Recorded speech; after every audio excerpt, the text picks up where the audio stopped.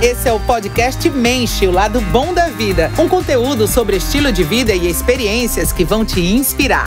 Siga, veja esse e outros conteúdos nas nossas redes, no YouTube, Instagram e também no Spotify. Sejam muito bem-vindos ao podcast Mente, eu sou Rodrigo Boss e hoje eu vou bater um papo diferente aqui com o Cléster Cavalcante, ele que é jornalista, escritor e roteirista, autor do recente livro Matou Uma, Matou Todas, e também com a Joana Figueiredo, ela que é secretária de Justiça, Direitos Humanos e Prevenção à Violência de Pernambuco. Queria convidá-los os dois aqui à frente, por favor. Salva de palmas para ele, pessoal.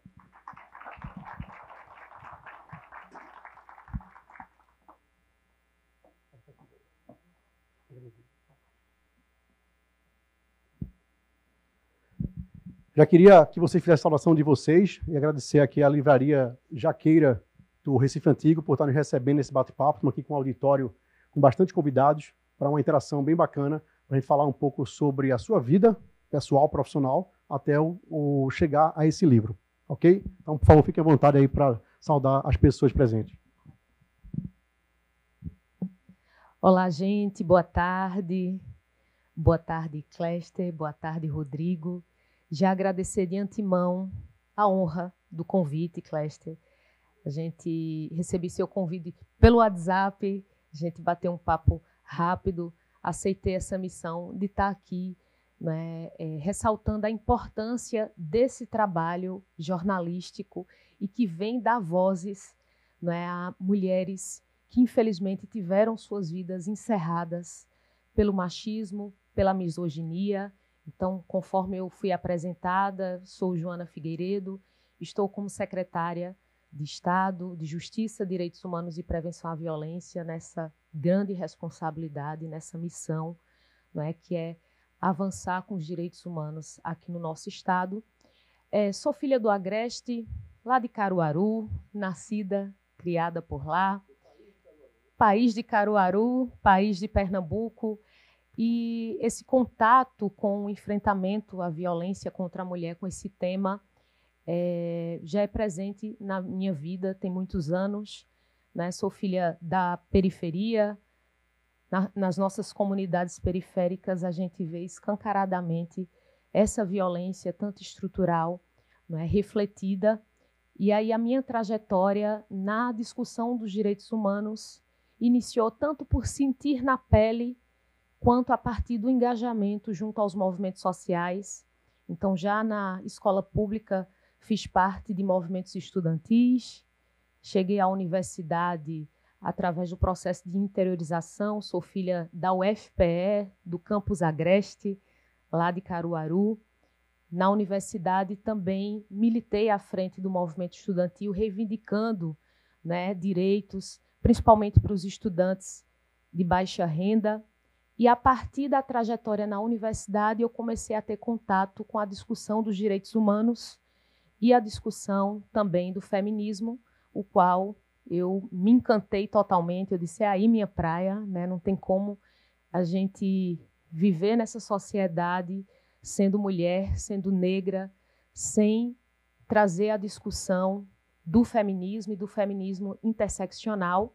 Então, a partir dessa trajetória na universidade, nos grupos de pesquisa, conhecendo mais de perto o movimento de mulheres, o movimento das trabalhadoras rurais, que eu tenho grande admiração e aprendi demais estudando enquanto pesquisadora. Depois eu me engajei na Marcha Mundial das Mulheres e aí começou a minha trajetória no movimento feminista e na luta pelos direitos das mulheres, quando recebi o convite de Raquel, prefeita do município de Caruaru em 2017, a assumir uma função na Secretaria Municipal da Mulher. Antes, lá no município, a secretaria era uma secretaria especial da mulher, não tinha tanta autonomia, o orçamento era ligado ao gabinete do prefeito, e aí quando Raquel assume enquanto prefeita, né, trazendo a importância de dar ênfase a essa temática, transformou a secretaria numa secretaria, de fato, de política para mulheres, e aí eu assumi a função de gerente de enfrentamento à violência, e tivemos uma trajetória aí no município que eu posso estar trazendo um pouquinho mais, detalhando. Posteriormente, assumi fui para outra secretaria, Secretaria de Desenvolvimento Social e Direitos Humanos, onde eu assumi uma função de gerente de direitos humanos, e a partir daí a minha mentalidade e a minha atuação alargou ainda mais, saindo do recorte de gênero, de política para mulheres e ampliando para a pauta das pessoas com deficiência, étnico-racial, né, população idosa. E a partir dessa trajetória, Raquel vem como governadora para o governo do estado de Pernambuco, e eu chego também a assumir em 2023 a Superintendência de Equidade Social, trabalhando essa perspectiva dos direitos humanos dentro da discussão da equidade social. Posteriormente, em 2024, assumo como secretária executiva de Equidade. Na mesma semana, no dia 8 de março, né, coincidência ou não, assumo como secretária da pasta dos direitos humanos do governo do estado de Pernambuco, e estamos aqui nessa missão. Vou aproveitar o espaço aqui também desse diálogo para falar um pouco mais desse trabalho e a relação que esse trabalho tem também com a luta em prol dos direitos das mulheres. Então, fiz essa longa apresentação, mas para que vocês conheçam um pouco mais sobre a minha trajetória, até porque também, Cléster, uma das questões que eu tenho enfrentado fortemente é a questão do preconceito geracional, né? Então, eu chego assumindo essa função de tanta responsabilidade nessa secretaria, mas quebrando muitas barreiras e enfrentando preconceitos diários, porque escuto diariamente as pessoas dizendo: você é a secretária mesmo? Você é tão novinha, né? E aí, e por vezes eu chego nos espaços, as pessoas não me dão muita moral. Olha assim, a secretária chegou, aí o pessoal fica procurando quem é a secretária.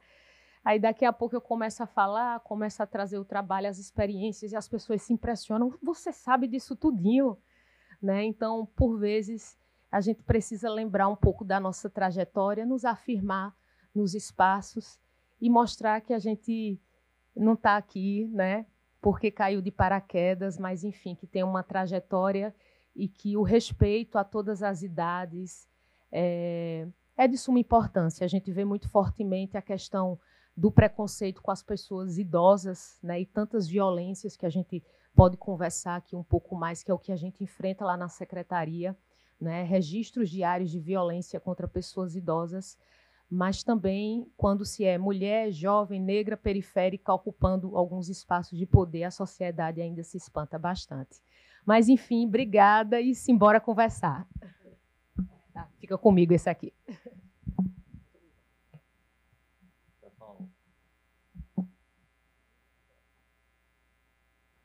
Pessoal, boa tarde.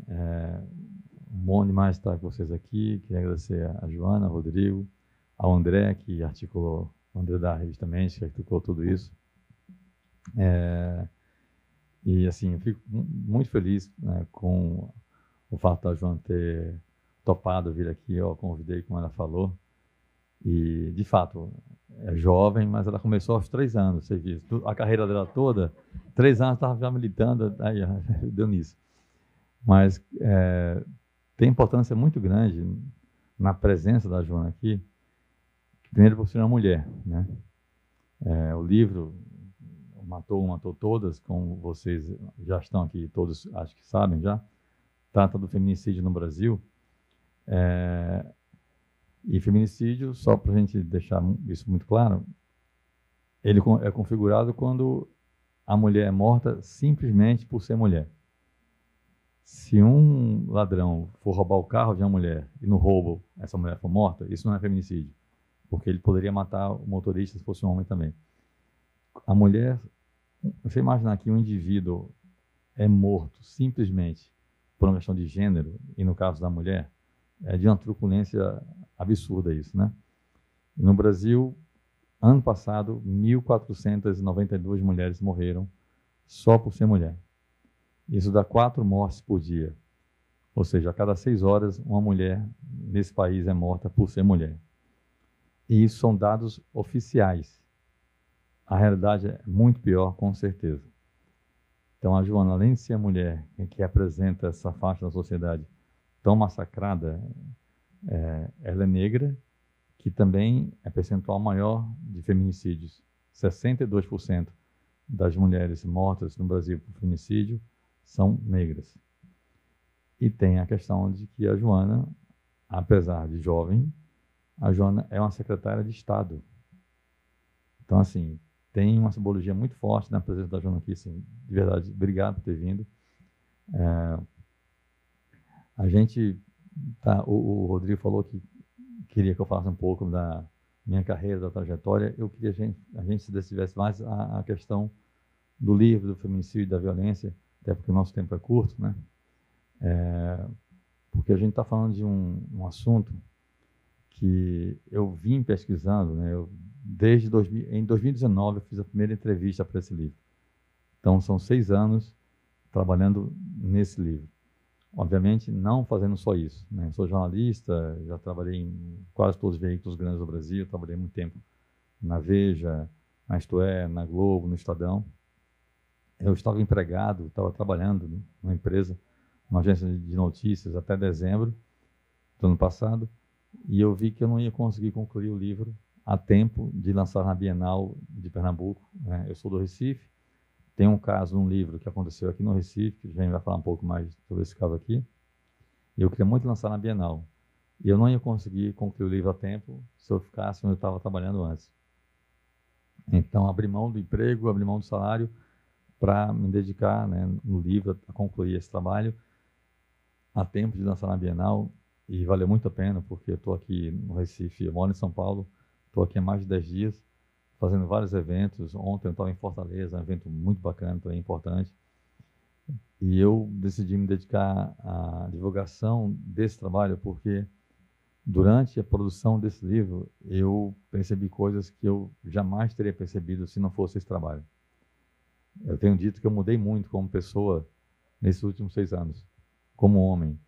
Eu nunca vou saber o que vocês, mulheres, sentem quando vão chamar um Uber e estão preocupadas se o cara vai tentar alguma coisa. Eu nunca vou saber o que vocês, mulheres, sentem quando vão sair de casa e se preocupam com uma hora, se vai ter alguém na rua, se vai estar escuro, se vai sair nesse calor infernal do Recife, se vai poder usar um shortinho curto para não ver gracinha de idiota na rua. Eu nunca vou saber o que é isso. Eu entendi o que é isso fazendo o livro, mas saber sentir na pele nunca vou. Eu sou homem hétero, sim, nunca vou sentir na pele isso.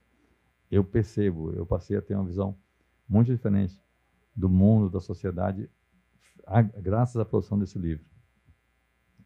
E eu tenho dito muito que, por motivos óbvios, eu sei que a maioria das pessoas que vai comprar esse livro vai ser de mulheres. Mas quem precisa ler esse livro somos nós, homens. São os homens que matam as mulheres. Em 93% dos casos, o feminicídio é cometido por um homem. Então, assim, mesmo, eu tenho falado muito isso, que as mulheres comprem um livro, vocês vão gostar, vão se emocionar, é muito forte, mas tem histórias muito boas, positivas, de como confrontar, como combater o feminicídio. Mas deem um livro a um homem. Pode ser o irmão, o pai, o tio, um sobrinho, um amigo. E não é para dar o livro para o cara porque o cara é violento com a mulher. Dá um livro para qualquer homem que seja, porque esse cara vai ler, com certeza vai se emocionar também, vai entender coisas que ele nunca iria entender e vai comentar com um amigo, com outro. A gente precisa fazer essa mensagem, assim, se espalhar, entendeu? Exatamente, e para todos os lugares possíveis, porque, como todo mundo, né, eu sou filho de uma mulher, eu tenho uma irmã, e é muito doloroso, sabe, assim, você vê famílias destroçadas porque um idiota achou que tinha o direito de tirar a vida daquela mulher, né? Em 91% dos casos de feminicídio, o assassino é o companheiro ou ex-companheiro da vítima ou um parente. E aí tem outro dado que é muito, muito doloroso, que é de que em 64,3% dos casos, o feminicídio acontece dentro da casa da mulher. Ou seja, o lar, que deveria ser um ambiente de segurança, de proteção, de tranquilidade, é o ambiente mais perigoso para a mulher.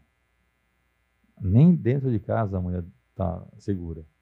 E é nesse país que a gente vive, né? Então, assim, a gente precisa, nós, homens, precisamos levantar essa bandeira sim, porque é uma causa que até hoje as mulheres vão muito à frente. Não por acaso, quase todas as grandes iniciativas de combate ao feminicídio no Brasil são encabeçadas por mulheres. A gente está aqui hoje, também queria registrar a presença da Andréa, do Banco Vermelho, que tem feito um trabalho também maravilhoso, mas quase sempre os projetos, os trabalhos, as iniciativas para combater feminicídio, para combater a violência à mulher, parte de mulheres. Tem mulheres à frente. E eu acho isso ótimo, e que seja assim. Mas nós, homens, a gente tem que estar junto, ajudando, apoiando, tentando colaborar, se colocando à disposição. Eu estou falando com todas as mulheres de tudo quanto é ONG, órgãos de governo, dizendo, ó, estou à disposição, se quiser marcar palestra, me chama, eu vou, faço, já falei isso com a Joana. Terça-feira, agora que vem, vou dar uma palestra na Secretaria da Mulher, aqui de Pernambuco, porque todo mundo, de alguma forma, pode colaborar. Não precisa fazer um livro. Você pode dar seu depoimento, que nós, homens, todos, sem exceção, a gente tem depoimento para falar de violência à mulher. Seja eu, por exemplo, cresci num lar de muita violência. Era raro passar uma semana em que meu pai não batesse a minha mãe. Eu cresci vendo isso. Eu lembro de eu muito novinho, 4, 5, 6 anos, várias vezes eu estava dentro do quarto chorando e eu pedia a Deus para matar meu pai, para acabar com aquele inferno. Eu cresci nesse ambiente e quase todos nós temos referências assim, temos histórias assim, entendeu? E se não foi na sua casa, você conhece um vizinho que teve, ou você já foi grosso com a namorada. Eu já fiz coisas ridículas, eu já briguei com a namorada porque eu não queria aquela frase ridícula. Ela estava de mini saia e eu falei para minha namorada, você não vai sair de casa assim. Eu já achei que eu tinha autoridade para proibir uma namorada de usar uma roupa. Esse livro, como eu falei para vocês, me mudou muito. Assim, eu percebi muita coisa que eu, há 10 anos, não perceberia, não sabia, não entendia. Né? Então, assim, dito isso, né, posso falar aqui mais 2 horas, porque realmente o assunto está muito fresco na minha cabeça, eu tenho falado muito sobre isso, e eu acho realmente que a gente precisa, como sociedade, sabe, combater. Para mim, hoje, o pior mal do Brasil é essa epidemia de violência à mulher. A gente precisa, como sociedade, lutar muito contra isso. E não vai ser fácil, mas eu acho que dá para brigar duro, sim. Muito bom. Eu já queria lhe provocar, Cléster, sobre a questão do livro. Você é vencedor de 3 prêmios Jabuti, um inclusive fazendo 20 anos esse ano, né, que é o prêmio do livro Viúvas da Terra, em 2005, depois em 2007 com O Nome da Morte, em 2013 com Dias do Inferno na Síria, que é um livro que você de fato estava em guerra, né, estava vivenciando lá a guerra.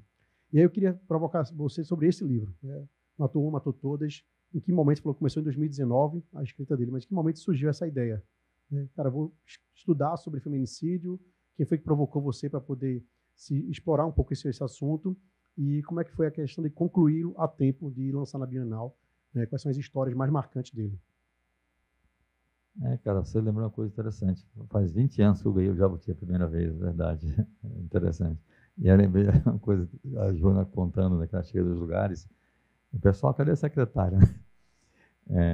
Eu passei por isso, porque assim, eu sempre aparentei menos idade do que eu tinha, né? Então, quando eu estava na Veja, eu tinha 29, 30 anos, e eu parecia ter 20 e poucos anos. E eu ia para os lugares, né, calça jeans, camiseta de tênis, e várias vezes chegava no lugar e ninguém dava importância nenhuma, né? O que é ótimo, a jornalista que eu ficava lá na minha, né, anônimo, ouvindo tudo, anotando tudo, então descobria coisas muito boas. E tem uma história engraçada que eu cheguei uma vez fazer matéria, eu passei 2 anos como correspondente da revista Veja na Amazônia. Eu saí do Recife nessa situação, a Veja me contratou e eu saí daqui, eu sou daqui, né, saí daqui e fui morar em Belém, no Pará, para cobrir toda a região amazônica para a revista Veja. E aí fazer a matéria em Roraima, e eu fui entrevistar o governador, no Palácio do Governo. E aí eu, com aquela cara de moleque, né, de calça jeans, de camiseta, de tênis, cheguei na entrada do prédio, né, na recepção, e aí a moça que estava na recepção nem me deu bola, ficou para mim assim, tinha alguém atendendo, eu falei, por favor, ela, não, só um minuto, meu filho, só um minuto, meu filho. Eu, tá bom. Aí ela falou, atendeu o cara lá, aí eu falei, não, porque eu tô indo falar com o governador. Ela, você quer falar com o governador? Eu falei, eu tenho uma hora marcada com ele. Ela, não é possível. Ela falou assim, não é possível. Não é assim, né? Eu sou da revista Veja.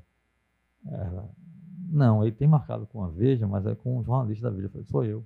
Ela olhou para mim assim, ela falou, sério? Eu falei, sim. Ela, você tem credencial? Eu falei, não, eu não uso credencial. Ela, eu tenho meu RG. Aí mostrei para ela, ela viu, né, meu nome, né, que era o nome que estava marcado. Ela, então eu vou avisar que o senhor chegou. Aí eu falei, mas agora eu era seu filho, agora eu sou o senhor já. Aí ela até riu, tudo bem. Mas eu passei por isso. Hoje não faço mais, estou velho já, mas sobre o livro, realmente comecei a trabalhar nesse livro em 2019, né? E eu tenho meu trabalho, né, como eu falei aqui, no dia a dia, na imprensa, em veículos, mas eu tenho meu trabalho autoral de escritor, né? E meu trabalho como escritor, eu sempre procuro tratar de assuntos de direitos humanos. E eu fico com um olhar atento ao que está acontecendo na sociedade, no Brasil, no mundo, né? De assuntos que me interessam, me atraem, sobre os quais eu quero escrever. A guerra da Síria foi um deles. Eu sempre tive o sonho, ainda na época de faculdade, eu já falava disso, e é muito engraçado, porque na faculdade você dizer que tem um sonho de cobrir uma guerra, é um sonho de um garoto, né? E eu sempre dizia que, na minha cabeça, só valia a pena se fosse no Oriente Médio. Eu queria cobrir uma guerra no Oriente Médio. Se fosse no Paraguai, eu não queria, eu queria ir para o Oriente Médio. E a minha carreira foi tomando rumos interessantes, fui trabalhando em um monte de veículos grandes, e aí o que era um sonho tornou-se uma coisa possível. E aí, em 2012, eu fui para a Síria fazer matéria sobre a guerra. Eu fui para a Síria com visto de imprensa, tudo legalizado, não cometi nenhum crime. E ao chegar na Síria, no meio da guerra, lá na cidade onde a guerra era mais intensa, a cidade de Homs, eu fui preso pelo exército da Síria. Eu mostrei passaporte, com visto de imprensa, tudo legalizado, mas não teve negócio. Eu fui preso, torturado, ameaçado de morte. Fiquei 6 dias preso, numa cela bem menor do que esse palco aqui. Éramos mais de 20 presos. Eu dormia no chão, comia no chão. Foi uma coisa muito, muito angustiante. E aí depois fui solto, eu escrevi esse livro, chamado Dias de Inferno na Síria, né? E sempre atento aos assuntos que eu acho interessantes. E eu acho que foi em 2000, não vou lembrar, mas acho que foi 2016 ou 2017, que eu comecei a ver muitas matérias, né, de feminicídio, né? Aí comecei a pesquisar, já vi alguns dados, né, no Brasil, fora do Brasil. E aí eu comecei a entender que o assunto era muito mais grave do que se mostrava, né? E aí em 2018 foi mais ou menos quando, ao menos pelo que eu percebi, a imprensa começou a demonstrar mais esses casos de violência contra a mulher. Foi também um momento em que o Instagram começou a aparecer muito, porque também tem isso, né? As pessoas às vezes têm uma impressão equivocada de que hoje a violência contra a mulher está maior. Não está maior, sempre foi essa desgraça que é. Só que hoje em dia tem caminhos que aparecem muito, né?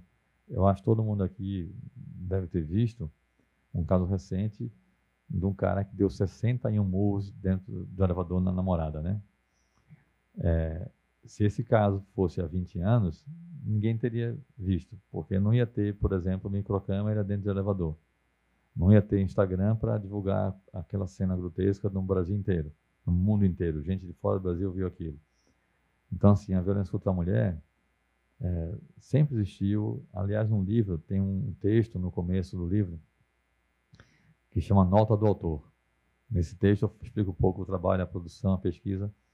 Nesse texto eu falo disso. Esse texto começa falando que a violência contra a mulher é tão antiga quanto a humanidade, né? E aí eu dou vários relatos, né? Desde a Bíblia, a questão religiosa, como o Islã também trata a mulher, a mitologia grega, que tem coisas absurdas, né? Enfim. Então, nesse texto eu explico um pouco esse processo. Mas a violência contra a mulher, sim, é milenar e continua presente e vai ficando cada vez mais grave, né? A gente tem visto isso o tempo todo. E aí, consciente dessa realidade, eu achei que seria interessante, né, fazer um livro sobre feminicídio. E aí comecei a pesquisar, a procurar casos no Brasil inteiro. E aí me ocorreu uma questão que ainda não aconteceu, mas eu estou preparado, se acontecer, eu saber como responder, que é o fato de alguma mulher ou alguma ONG feminista e eu estou totalmente próximo a elas, dando o maior apoio, me colocando à disposição, mas eu estou preparado para receber uma crítica do famoso dizer que eu não tenho lugar de fala para fazer um livro sobre feminicídio, porque eu sou homem. A minha resposta é que, assim, eu sou jornalista, então eu não tenho lugar de fala sobre nada. Eu sempre escrevo sobre o outro. Então isso já é um ponto. Mas aí foi interessante, porque eu passei a falar sobre esse meu receio com várias mulheres, que eu entrevistava para o livro, famílias de vítimas, gente que coordena trabalhos em ONGs, pessoas como a Joana, que tem cargos em governos. E quando eu falava sobre isso, esse receio de eu receber essa crítica, né, por não ter lugar de fala, até hoje as respostas foram todas no mesmo sentido. Todas as mulheres me disseram que era bom ter um homem fazendo esse livro. Primeiro porque, se fosse uma mulher fazendo, seria mais uma mulher falando sobre esse tema. E segundo porque, sendo um homem, pode ser que os outros homens deem atenção. E também tenho um olhar diferente sobre o assunto. Eu dei uma palestra, dei uma entrevista há 2 semanas, mais ou menos. Hoje é sábado, né? Exatamente há 2 semanas. Eu dei uma entrevista num podcast grande de São Paulo sobre esse livro. E nessa entrevista éramos 3 homens, eu e os 2 caras que entrevistam, né? E aí eu já falei, já tem aqui um equívoco, tinha que ter uma mulher aqui com a gente. E eu convidei uma mulher, a irmã de uma moça que foi morta no livro, para ir com a gente, mas ela não pôde. E aí eu falei nessa entrevista dessa questão do lugar de fala, né? De que eu ainda esperava que alguma mulher fosse me criticar por isso. E aí um dos entrevistadores, são 2 caras nesse podcast, um deles falou assim, aí é curioso como o machismo trabalha na mente, né? Porque o cara falou na maior boa intenção. Ele falou assim, não, mas é bom realmente ser um homem, porque, vê isso, João, né? Ele falou assim, porque às vezes a mulher não sabe como falar com a gente, com o homem. E aí você falando, outro homem falando, pode ser que chegue nos homens a mensagem. E aí eu falei pro cara, não, cara, não é isso. A mulher sabe como falar. Só que nós homens não sabemos ouvir. O seu ouvido de homem está travado para a mulher. Se eu e uma mulher te falarmos a mesma frase com as mesmas palavras, você vai entender o que eu falar e não vai entender o que ela falou. E aí não é por não entender, é porque o teu ouvido já trava. Quando é uma mulher falando, o teu ouvido trava. Então, assim, e o cara falou isso numa boa intenção. Ele não se ligou que a fala dele era muito machista, né? E é nesse mundo que a gente vive, né? Inclusive, as mulheres, tem muita mulher com postura machista, porque a sociedade impôs isso. Tem uns 5, 6 meses, eu estava tomando um café com uma amiga minha, lá de São Paulo, jornalista, em torno de 40 anos, mulher moderna, assim. E aí eu falei para ela de um caso real, aconteceu comigo, quando eu ainda era estudante na Universidade Católica, aqui em Pernambuco. Eu namorava a menina também na faculdade, só que ela era de outro curso. E ela morava em Piedade e tinha um colega de sala que morava em Boa Viagem, perto dela. E eu não permitia que ela pegasse carona com o colega. O que eu acho um absurdo hoje, né? Ridículo. Eu contei isso para essa minha amiga, jornalista, e isso faz 6 meses que contei para essa minha amiga. E ela falou que estava certo. Ela falou assim, mas tem uma questão de respeito. Eu falei, que respeito? Não, a menina tem namorado, vai pegar o carona com o colega? Sim, é uma carona, vai para o motel, é pegar uma carona. Aí ela falou assim, mas e se o cara tentar alguma coisa? Aí se o cara tentar alguma coisa, ela sai do carro e não pega mais carona com o cara. Mas eu não posso, eu não tenho direito de proibir ninguém de fazer nada. Se eu suspeitar que o cara está de olho nela, dando em cima dela, posso no máximo alertar. Eu falei, você que sabe, agora eu acho que esse cara está de olho em você. Agora, a decisão de ir ou não é dela, não posso impor nada. E uma mulher, jornalista, em torno de 40 anos, hoje, acha que essa postura do homem é correta. E que se a mulher pegar com um colega, a mulher está errada. Então, assim, é muita coisa, é muita barreira que tem de ser destruída para a gente ter uma sociedade minimamente equilibrada, né? Tem um estudo, isso também está no livro, do Banco Mundial, que diz que pelo atual ritmo da sociedade no mundo, homens e mulheres vão ter os mesmos direitos e oportunidades em 2150. Daqui a 125 anos. Atenção, isso não é um estudo de uma ONG feminista. Isso é um estudo do Banco Mundial. Em todo o planeta, eles pesquisaram o assunto e concluíram que apenas em 2150, ou seja, daqui a 125 anos, homens e mulheres terão os mesmos direitos e oportunidades. Então, assim, quando você vê esses dados, né, de institutos, de instituições sérias, respeitadas, falar algo assim, você entende por que é que o mundo é tão violento com a mulher, né? Porque os homens ainda se sentem superiores, acham que podem bater, podem agredir.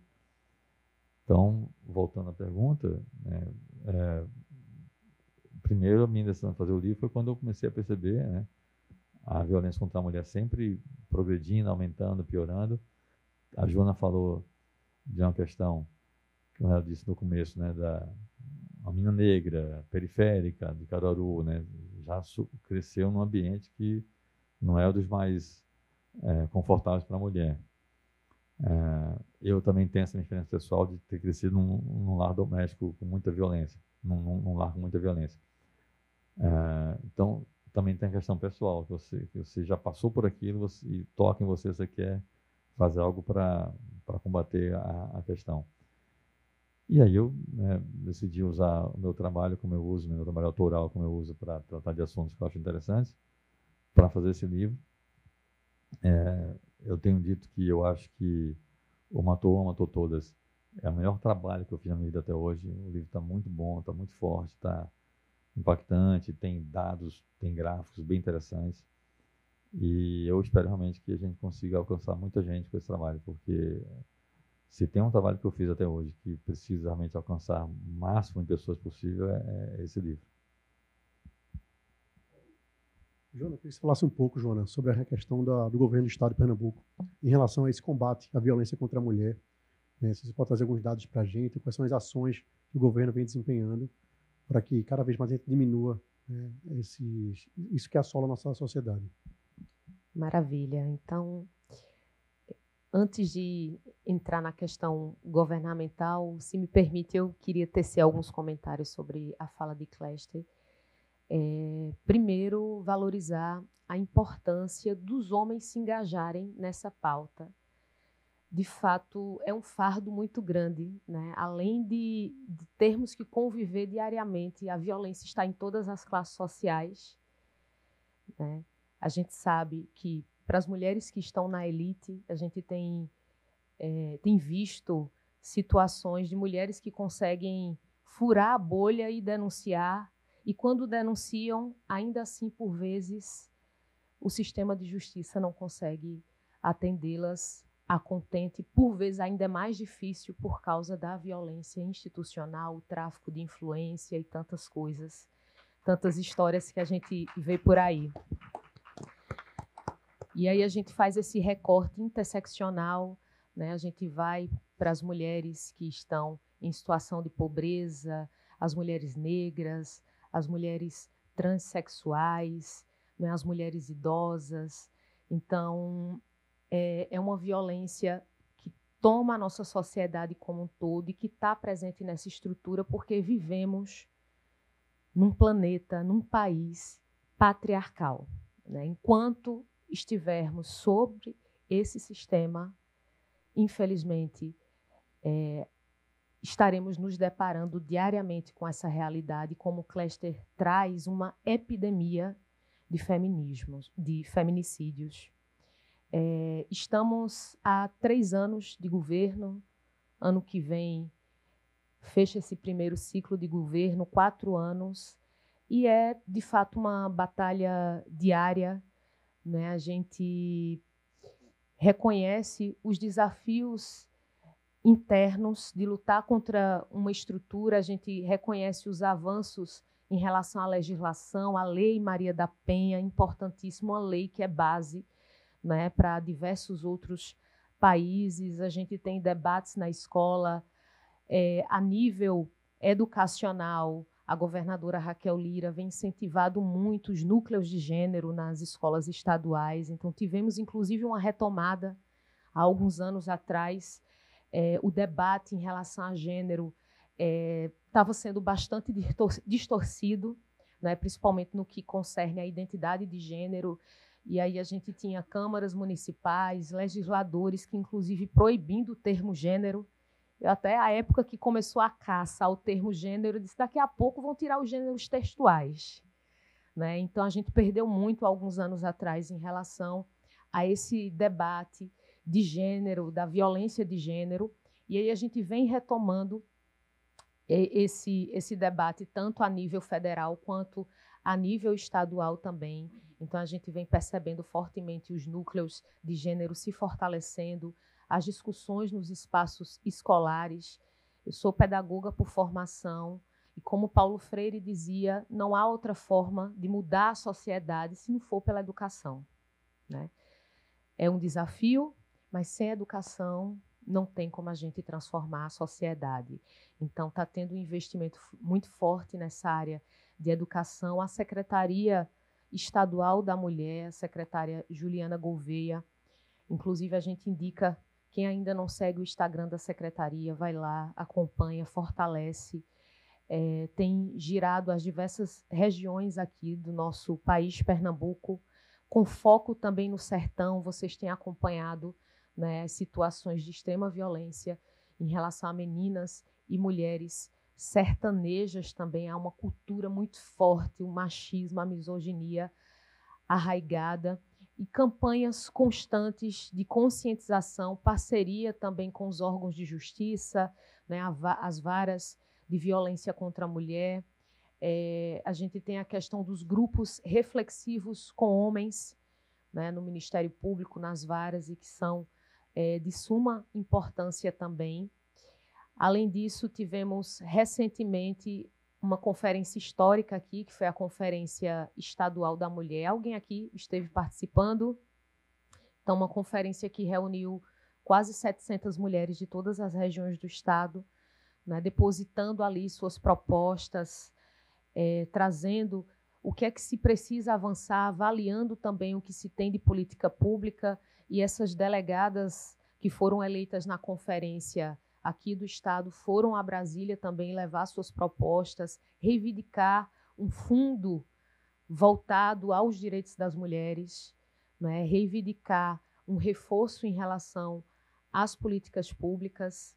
E aí ressalto a importância do Conselho da Mulher, da militância da sociedade civil organizada, que vem fortalecendo essa agenda e reivindicando também, além de equipagens. Então, o governo do estado, na pessoa da governadora Raquel Lira, extremamente sensível a essa pauta, vem encaminhando também equipamentos, mobiliários para organismos, fortalecer os organismos de mulheres nos municípios. Nem todo município tem uma secretaria da mulher, né? Sequer tem uma coordenação da mulher. Então, a Secretaria Estadual da Mulher vem se preocupando, fazendo esses diálogos também com os prefeitos, com as prefeitas, para que a nível municipal estejam fortalecendo também. Caruaru tem sido uma cidade exemplo, praticamente zerou o número de feminicídios lá, e são sementes que foram plantadas lá de trás,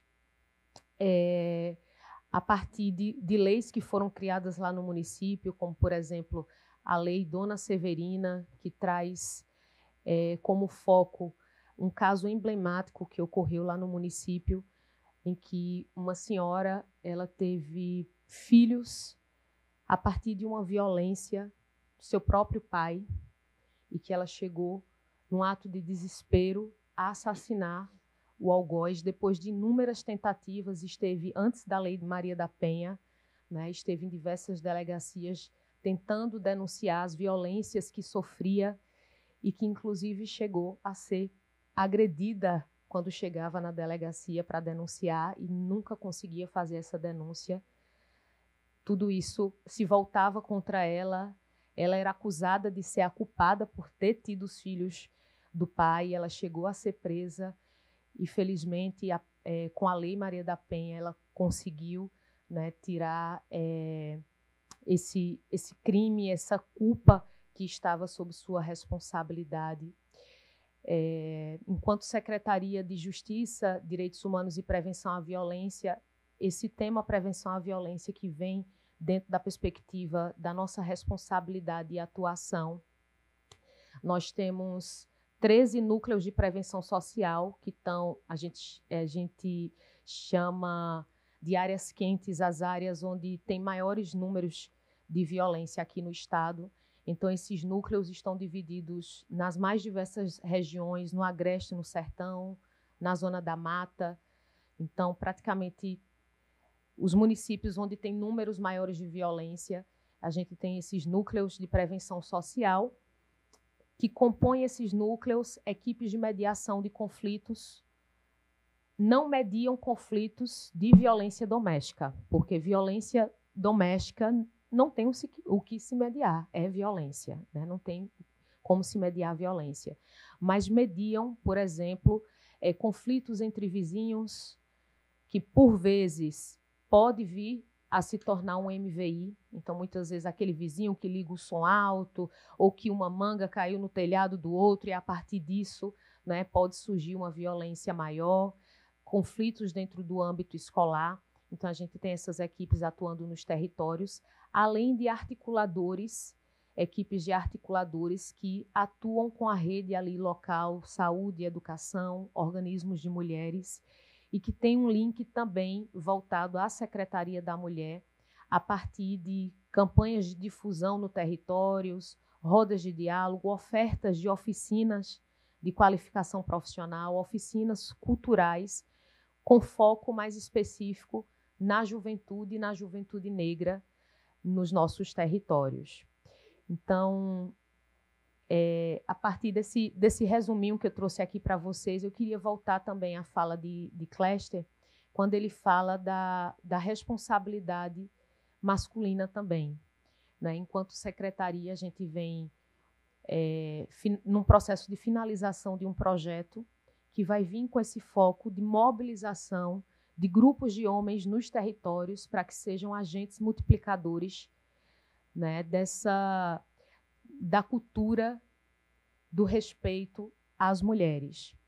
Então, eu me recordo da campanha organizada pela ONU, Rifoshi, Eles por Elas, né, que justamente traz esse foco e essa responsabilidade. Então, como eu vinha dizendo inicialmente, já não basta tantos pesos que a gente carrega diariamente, né, de ser mulher, como o Cléster comentou. Desde o momento que a gente sai de casa, por vezes a gente já tem que se preocupar com a roupa que a gente vai sair. Né? Eu vou para tal rua, será que eu vou com essa calça mesmo? Vai chamar a atenção? Eu gostaria de ir pelaquele caminho, mas acho que a rua vai estar escura. Né? Então, o tempo todo, a nossa mente feminina, a nossa mentalidade enquanto mulher vem nesse exercício de sempre se proteger de alguma coisa que o machismo possa vir a nos vitimar. E, para além disso, a gente ainda tem que estar se mobilizando para lutar contra a violência diária, a escrever sobre isso, a trabalhar com esses temas. Né? Eu lembro que quando eu trabalhava com o enfrentamento à violência lá em Caruaru, né, praticamente depois de um ano eu entrei no processo de adoecimento. Porque a cada mulher que eu atendia diariamente, todos os dias, eu me reconhecia naquelas mulheres. Né? Eu lembro de uma história de 3 irmãs que foram brutalmente violentadas. Um rapaz decidiu assaltar algumas casas numa comunidade rural e aí chegou na casa delas e, além de roubar as poucas coisas de valor que elas tinham, ainda cometeu a violência sexual com as 3 na frente de um irmão e da mãe delas. E aí, quando eu me deparei com essa história, ouvindo essas vítimas, eu me reconheci totalmente, porque eu morava também numa zona rural. Já tinha praticamente 3, 4 anos eu estava morando na zona rural, e todas as vezes que eu chegava em casa, eu já chegava com aquele medo, né? No caminho já é aquele medo que o tempo todo é o medo, nem tanto do assalto, mas realmente da violência sexual, né? Que leve tudo, mas deixe meu corpo. Né? E aí me deparar com a história delas fez com que eu me reconhecesse totalmente. Eu lembro que eu passei várias noites aí sem conseguir dormir, porque eu disse, poxa, o que aconteceu com elas pode acontecer comigo. Então, eu saúdo demais, admiro demais as mulheres, alguma de vocês que provavelmente lidam com esses temas, que atuam nesses organismos de proteção de mulheres e que o peso, muitas vezes, é muito maior por nos reconhecermos em cada história dessa. E aí essa mobilização que Cléster traz, né, de que os homens se coloquem à disposição dessa luta, nos seus grupos, nos seus diálogos entre amigos, seja o que leva a palavra, né, de respeito, de fato, às mulheres nas pequenas coisas. E a gente vive essa epidemia que Cléster fala, né, vem dessa cultura arraigada desde o ventre das mães, né, quando se sabe que é uma menina, já é uma expectativa. Quando se sabe que é um menino, já é outra expectativa. Segure suas cabritas, quem sabe essa? Que os bodes estão soltos. A gente escuta isso. Eu, criança, eu escutava isso. As vizinhas, o pai de um amigo dizendo, segure sua cabrita que meu bode está solto. Né? O meu irmão, pequenininho, e minha tia chegar lá e pegar na área íntima dele e dizer, esse aqui é cabra macho, vai ser pegador. Né? Então, nós somos forjados... Exatamente, menina não. Né? Então, somos forjados o tempo todo nessa formação, nessa cultura, sim, do estupro, nessa cultura machista, e aí a gente entra na temática da dependência emocional das mulheres, né, que muitas vezes a sociedade julga, gosta de apanhar, né?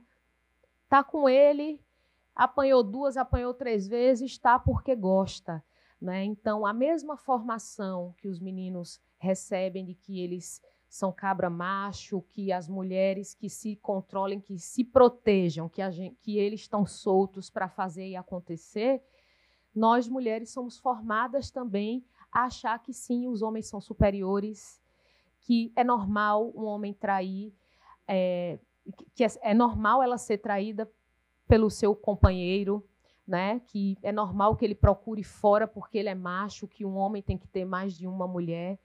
Então, isso também está nessa perspectiva formativa e que nos coloca, por vezes, a acharmos que, sim, os homens são sujeitos de primeira categoria e as mulheres de segunda categoria. E que, da forma que eles ditarem, é a forma que vai ser aceitável. Né? Então, é romper com várias barreiras e com toda essa estrutura e que conta com, de fato, o suporte de toda a sociedade, os entes governamentais, a sociedade civil, os homens, seja a educação dentro de casa, porque, como eu disse inicialmente na minha fala, é lutar contra um sistema bastante complexo e fortalecido, que é o patriarcado. E aí, dentro desse, eu me recordo do livro da socióloga Safiotti, quando ela fala do poder do macho. E aí, nesse livro dela, ela traz justamente essa discussão sobre a estrutura do patriarcado desde o Brasil, que foi invadido pelos portugueses, as indígenas que foram brutalmente violadas, o tráfico de pessoas, de pessoas da África para o Brasil, e que, se a gente fala de mulher, mulher branca e mulher negra, a mulher negra é desumanizada, né? E quem fala sobre isso, Audre Lorde, Angela Davis, quando traz a discussão de gênero, raça e classe, enfim, então muitas interseccionalidades e que a gente precisa, sim, dar visibilidade e trazer para a discussão. Muito importante isso, Joana, claro. E, Cléster, é muito importante também seu livro, porque aí traz voz a tantas vítimas que foram silenciadas. E nessa ideia de voz eu queria abrir aqui, então, para o público que está convidado. Vamos ver se a gente consegue 2 perguntas ainda de vocês, 2 interações, já que nosso tempo aqui, temos ainda 8 minutos para poder encerrar nosso bate-papo. Tá? Então, eu queria abrir o microfone aqui para quem quiser fazer alguma pergunta direcionada ao livro, a Cléster. Por favor, fique Fique à vontade, levante a mão.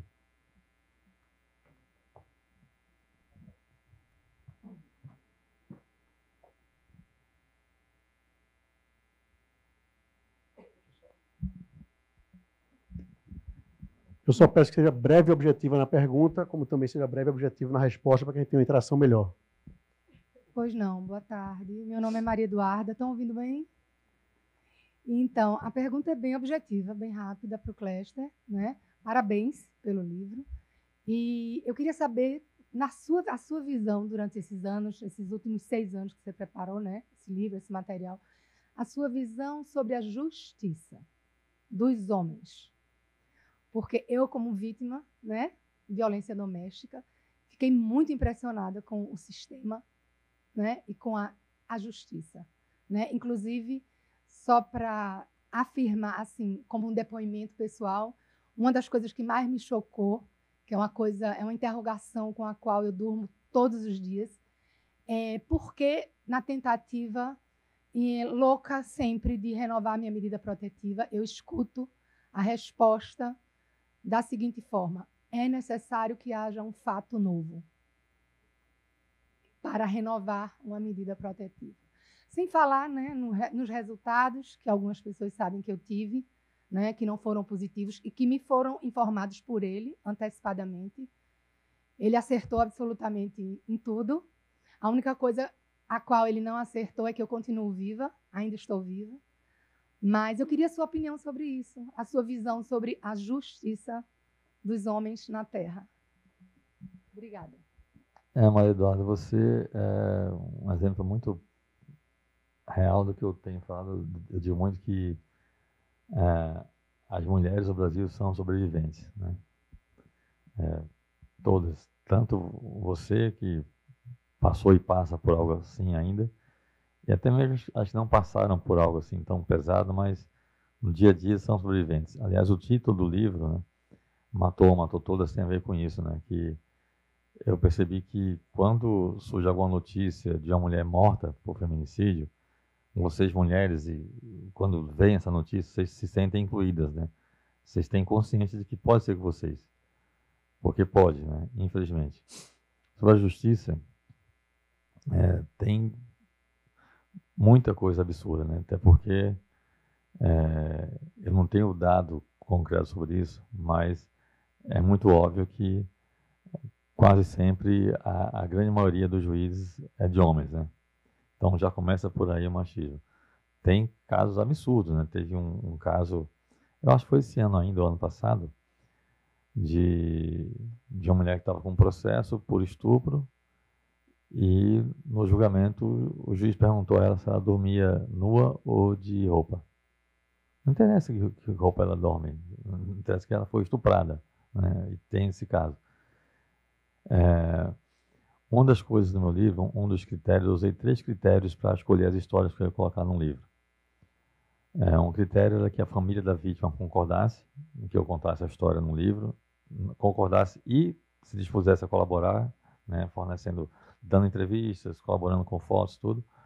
Outro critério é que eu queria que tivesse casos do Brasil inteiro, de todas as regiões do Brasil. Então, no livro tem casos do Norte, Nordeste, Sul, Sudeste e Centro-Oeste. E o outro critério é que fossem casos que já tivessem sido concluídos o julgamento, né? E que o cara fosse condenado. Então, peguei esses casos. No meu livro, o trabalho da Justiça, incluindo do Ministério Público, é muito bacana, né?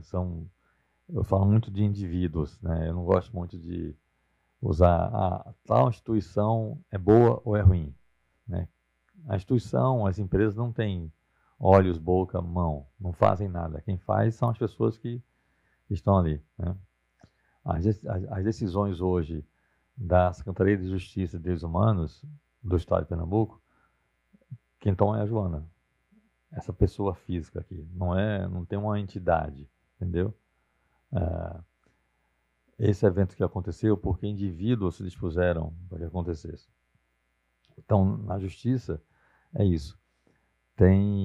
Eu sinto, não tem dados sobre isso, mas eu sinto que a luta contra o feminicídio, contra a violência à mulher está tão intensa que me parece que está contaminando positivamente a justiça para que as decisões sejam favoráveis à mulher.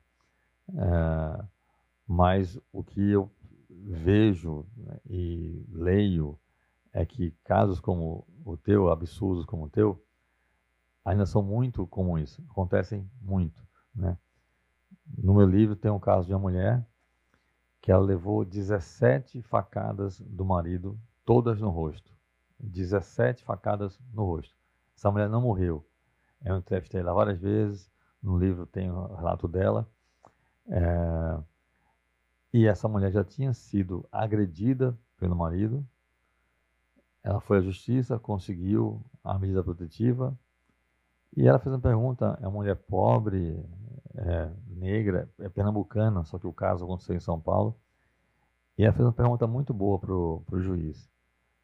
Ela pegou a medida protetiva e falou assim, tá, e eu faço o que com isso, se ele chegar na minha casa? Eu faço uma bolinha e jogo nele? Porque, assim, é um papel que não vai ter efeito prático nenhum, né? Não vai ter um policial ali dando proteção, acompanhando, assim. Então, infelizmente, a percepção que eu tenho é de que casos como o teu ainda são muito comuns. De a mulher ter medida protetiva, você falou, tá, eu quero renovar, mas aí para renovar tem que ter um fato novo. Qual é o fato novo? Ele te matar? Pode ser isso, né? E aí não adianta mais. Mas eu quero crer que, é o que eu falei aqui, eu acho que indivíduos tomando atitudes assim, corretas, contundentes, incisivas, eu creio que a gente consegue mudar isso. Eu espero que no teu caso a solução venha antes da tragédia. E acho que você precisa continuar brigando, lutando. Ontem eu dei uma palestra muito legal em Fortaleza, no Banco do Nordeste, e eu falo muito sobre isso, sobre os homens estarem incluídos, né? Sobre os homens lerem um livro. E surgiu depois da palestra, lá na conversa, uma ideia que surgiu do banco, de eu voltar lá para fazer a palestra apenas para homens. Achei isso ótimo. E a Joana falou que aqui no estado tem um projeto também de levar isso para grupos de homens. E aí, Joana, já quero me colocar à disposição, eu faço questão, eu venho, eu vou falar, dou uma palestra para eles, porque, infelizmente, aquela mentalidade do cara do podcast que me entrevistou é verdade. Se a mulher fala a mesma coisa para o cara não vai ouvir. Um homem falando, com a minha experiência de jornalista, de homem, de um garoto que cresceu num lar com muita violência doméstica, isso pode ajudar. E eu quero muito colaborar com tudo que a gente puder fazer para combater a violência à mulher, sabe? Assim, a gente não pode continuar na sociedade que tem esse tipo de situação de ouvir um relato como esse da Maria Eduarda, entendeu? Boa tarde. Queria fazer para o autor do livro. Só um minuto. Rapidinho, só para eu me desculpar, gente, eu trouxe um dado errado sobre feminicídio zero em Caruaru. Era até abril, mas de abril para cá já foi atualizado esse número. Infelizmente, já temos vítimas, né, que se comprova que, de fato, tem feminicídio, que envolve namorado, enfim.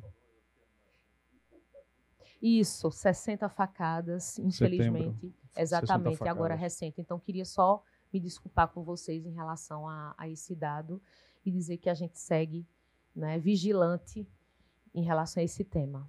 Obrigada. Como você estava comentando agora, o homem tem que participar também desse debate. É muito importante o homem entrar também nesse debate, né, de feminicídio. E eu queria saber quantos homens participaram nesse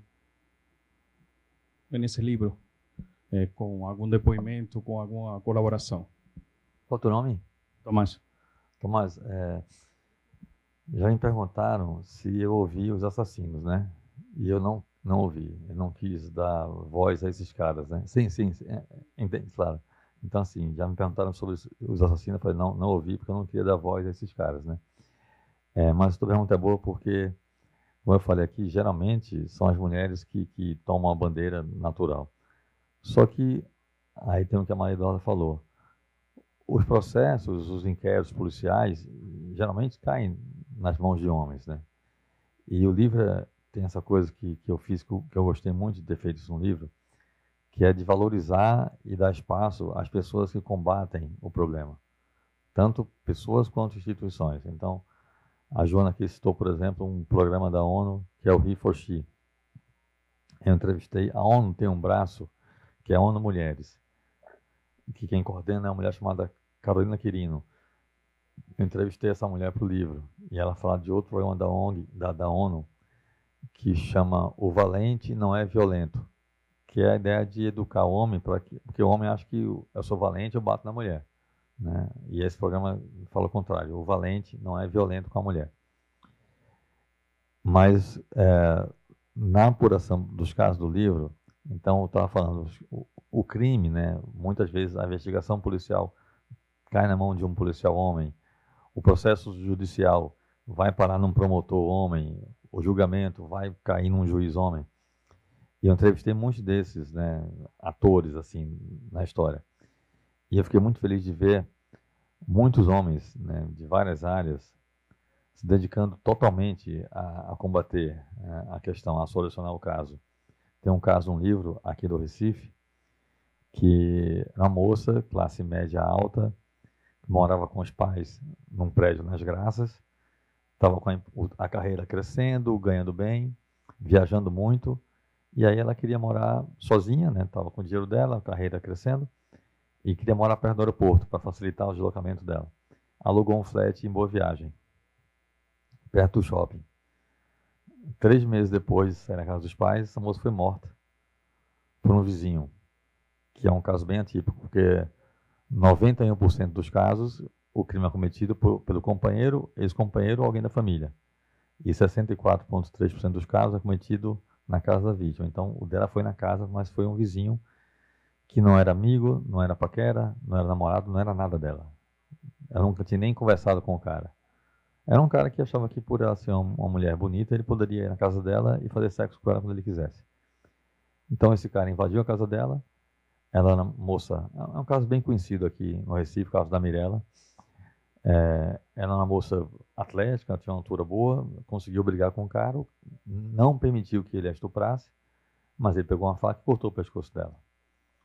Eu não coloquei no livro fotos de mulheres mortas, mas eu vi as fotos, que eu li todos os processos judiciais dos casos do livro, os inquéritos. A foto da Mirella morta é uma coisa assim, dolorosa demais. Ela está nua na sala, no chão, com as pernas assim, formando um 4, o pescoço cortado, as vísceras para fora e uma poça de sangue enorme embaixo dela. A primeira pessoa que chegou da polícia na casa da Mirella foi uma mulher, uma delegada, Silvana Leles. Estava a Mirella morta e ninguém sabia que era assassino, porque ele era vizinho de porta dela, ele matou ela e entrou em casa. E aí começa o trabalho da polícia. Eu digo muito que se fosse um livro de ficção, as pessoas iam ler esse capítulo curtindo, porque eu faço o que os especialistas chamam de jornalismo literário. É tudo jornalismo, tudo fato, mas o texto é um texto de literatura. Então, se fosse ficção, os leitores iam ler curtindo, nem você vê um filme policial, né? Você torce para o policial pegar o bandido, a investigação e tudo mais. E foram 2 peritos, 2 homens, que fizeram um trabalho fenomenal, no caso da Mirella, a ponto de encontrar pele do assassino embaixo da unha dela. E pele é uma prova incontestável. Então, assim, foi graças ao trabalho desses caras que ficou provado que o assassino era aquele cara. O caso foi parar na mão de um promotor do Ministério Público, o Antônio Rochelas, que também fez um trabalho sublime e conseguiu condenar o cara. E aí tem a questão pessoal, né? Esse promotor tem 2 filhas. Uma delas tinha idade próxima da Mirella na época do crime. Então, eu sinto que os homens estão começando a enxergar o problema como algo que chega neles, entendeu? Porque quando o promotor soube do caso da Mirella, uma menina de classe média alta, em Boa Viagem, num flat, idade próxima da filha dele, aí ele disse, cara, podia ser minha filha. E aí o que as mulheres sentem de podia ser comigo, os homens estão começando a sentir, podia ser minha filha, né? Então, assim, tem um outro caso no Mato Grosso que o promotor fez um trabalho brilhante, brilhante. O Jorge Damante, esse cara, assim, ele chegou a ponto de fazer, às vezes, de policial. Ele montou, que nem a atribuição do promotor, ele montou uma operação policial para prender o cara. Assim, é uma coisa fantástica. Então, tem muito isso no livro. Agora, só para fazer um ponto aqui, algo que a Joana falou, o caso da Mirella, eu falei para vocês aqui que tem um texto no começo do livro, chamado Nota do Autor, que eu coloco a minha visão, o que eu trabalhei, a pesquisa e tudo mais. Mas nos capítulos do livro, eu não coloco a minha visão, a minha análise, nada. Eu coloco, mas não eu falando. Eu faço isso a partir de pensamentos, atitudes e declarações das fontes, dos entrevistados. Então, no caso da Mirella, tem uma pensata muito interessante do Diego, que foi um dos peritos, né, da Polícia Científica que trabalhou no caso, que tem a ver com o que a Joana falou da periferia, das meninas pobres. A Mirella era uma menina branca, de classe média alta, que foi morta em Boa Viagem, né? Só que um dia depois da morte da Mirella, a Polícia Civil de Pernambuco marcou uma coletiva à imprensa para falar do caso e prestar satisfação à sociedade. Ó, já estamos com o cara preso, assim, assim, assim. E um dia o cara estava preso já. E o Diego, um perito, criminal, homem, claro que eu queria tocar nesse assunto e eu provoquei para ter esse pensamento dele no livro. E ele falou que 2 dias antes de matarem a Mirella, mataram uma moça pobre, negra, no Ibura, de uma forma tão cruel quanto a da Mirella. Só que o caso não foi alardeado, a imprensa não deu matéria, o governo não teve a atitude de pegar o caso, acelerar o processo, a investigação, tudo. O caso da Mirella fizeram tudo isso. O que acontece? Não está errado o que fizeram com a Mirella. A investigação ser rápida, levar o caso à justiça, o julgamento ser rápido, isso aí está perfeito. O problema é que tem que ser assim com todos os casos. Não pode o caso de uma mulher branca, família bacana, classe média alta em Boa Viagem, ser tratado diferente de uma menina pobre do Ibura, entendeu? E, infelizmente, ainda tem isso, né? Além de ser um país machista, violento, ainda tem a segregação social também e racial, né?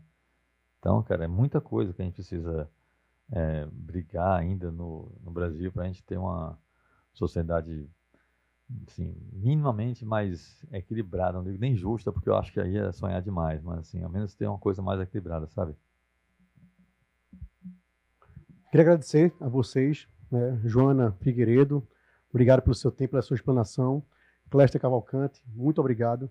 Quem tiver interesse de adquirir o livro, né, que está nos assistindo, nos escutando, está no link desse podcast aqui, né, as principais livrarias, e o link direto para você adquirir. E o bate-papo nosso continua, pessoal, lá embaixo, ou aqui no café, para que a gente possa trocar uma ideia direta com o Cléster, quiser tirar foto, pegar um autógrafo dele também, certo? Para que a gente possa também adquirir o livro que está sendo vendido aqui na livraria. Então, mais uma vez, obrigado a todos os participantes e obrigado a vocês dois, né, por esse bate-papo tão importante para a gente dar voz a tantas pessoas que foram silenciadas, a tantas mulheres que foram silenciadas. Eu queria só encerrar, assim, agradecer a vocês que vieram, todo mundo aqui, ao Rodrigo, ao André da Mente, e de novo eu queria agradecer muito a você, Joana. Assim, eu fiquei muito feliz de você ter vindo, acho muito importante ter uma mulher como você na função que você está hoje. Achei muito bacana, cara. A gente vê as pessoas nos detalhes, sabe? Eu acho muito, o tempo todo que eu trabalho com jornalismo, com seres humanos, eu percebo umas coisas muito legais. Não sei se vocês notaram. A Joana, quando ela falou dela própria, ela falou assim: eu estou secretária de Estado. Isso é muito bacana, sabe? Assim, essa consciência de que eu não sou secretária. Eu estou secretária, porque amanhã pode não estar mais. Poucas pessoas têm essa clareza, esse discernimento. Eu espero do fundo do coração, sabe, que você faça um trabalho maravilhoso. De novo, estou à disposição, quero ajudar você no que for possível. E do fundo do coração, faça o que você puder fazer, porque mulheres como vocês são necessárias para a gente, viu? Gratidão, Cléster. Realmente muito honrada, né, por esse momento, essa oportunidade. Agradecer a todos e todas, tiraram um tempinho para estar aqui absorvendo, compreendendo um pouco mais sobre esse tema. E, por fim, eu não consegui trazer na minha fala anterior, foquei muito no trabalho da Secretaria de Direitos Humanos e da Mulher, mas dizer que o trabalho de enfrentamento à violência contra a mulher e de fortalecimento de políticas em favor dos direitos das mulheres se dá no governo como um todo de forma transversal, né? E o debate das conferências a nível estadual e federal, as mulheres delegadas que estão participando vêm fomentando muito isso, de que a gente precisa ter orçamento para a política para a mulher em todas as esferas de governo, porque os direitos humanos, ele é transversal, né? Então, quando a governadora Raquel Lira institui a carreta da mulher, que é uma carreta com diversos serviços, principalmente a questão do diagnóstico do câncer de mama, e que está girando o Estado, está lá no Sertão, está lá no Agreste, é um trabalho de fortalecimento de política para a mulher. A gente tem o Ilumina PE, a gente sabe que ruas escuras, né, essa problemática da falta de iluminação compromete diretamente a vida das mulheres. Então, a gente tem mais de 11 mil lâmpadas sendo colocadas em locais importantes e que trazem essa passagem das mulheres. A gente tem as patrulhas Marias da Penha, que vem sendo fortalecida também, e além desse trabalho intersetorial que reúne diversos órgãos, sociedade civil, Ministério Público, tribunal, para que a gente possa punir, de fato, os culpados, né, ter menos reincidência desses crimes e avançar para uma sociedade mais equilibrada, não é isso, Cléster? Então, gratidão, gratidão, gratidão. Obrigado, pessoal. Vamos ao café aqui com o Cléster. Você ouviu mais um podcast Menche. Siga-nos nas redes sociais, compartilhe esse conteúdo e fique ligado no próximo.